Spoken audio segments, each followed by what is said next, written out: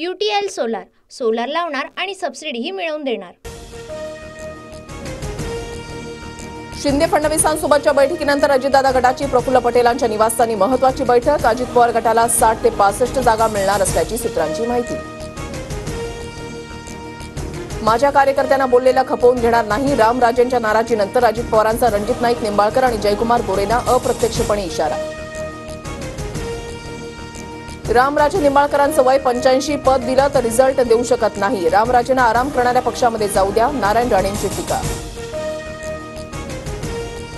शरद पवारांच्या उपस्थितीमध्ये समरजित घाटगे आज पवार गटामध्ये प्रवेश करणार। घाटगेंना कागलमधून तिकीट मिळण्याची शक्यता। समरजित घाटगे विरुद्ध मुश्रीफांमध्ये लढत जवळपास निश्चित। आज फक्त ट्रेलर आहे, कागलमध्ये 100% परिवर्तन होणार, परिवर्तनासाठी माझा प्रवास सुरू, समरजित घाटगेंची प्रतिक्रिया।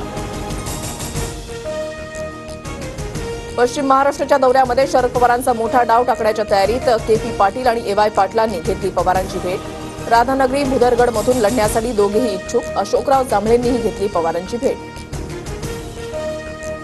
उदय सामंत कुणाचे होऊ शकणार नाहीत, विधानसभेच्या निवडणुकीमध्ये उदय सामंत कमळावर लढतील, राजन साळवी यांचं मोठं विधान।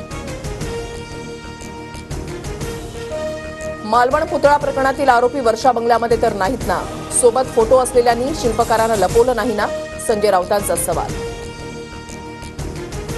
मोदी शहांच्या जोरावर अजित पवारांनी काकांचा पक्ष पळवून नेला, हिंमत असेल तर स्वतःचा पक्ष स्थापन करा, संजय राऊतांचा हल्लाबोल।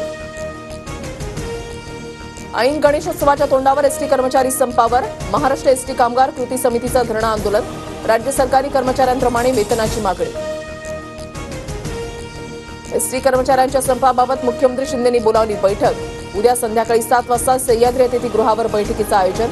एसटी कामगार संघटनांच्या कृती समितीसोबत मुख्यमंत्री चर्चा करणार।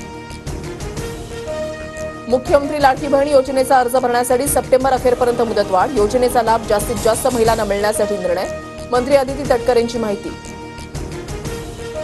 मराठवाड्यामध्ये पावसाचा तडाखा, परभणी नांदेड बीडमध्ये नद्यांना पूर, अनेक गावांना पुराचा वेढा, 284 महसूल मंडळांमध्ये अतिवृष्टी झाल्यानं शेतांमध्ये पाणी।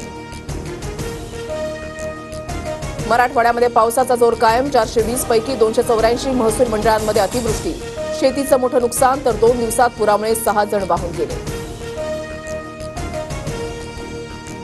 आदित्य ठाकरे आणि संजय राऊत उद्या मराठवाड्याच्या दौऱ्यावर, मराठवाड्यामध्ये पूर स्थितीमुळे शेतीचं मोठं नुकसान, शेतकऱ्यांच्या बांधावर जाऊन पाहणी करणार। UTL सोलार सोलार लावणार आणि सबसिडीही मिळवून देणार।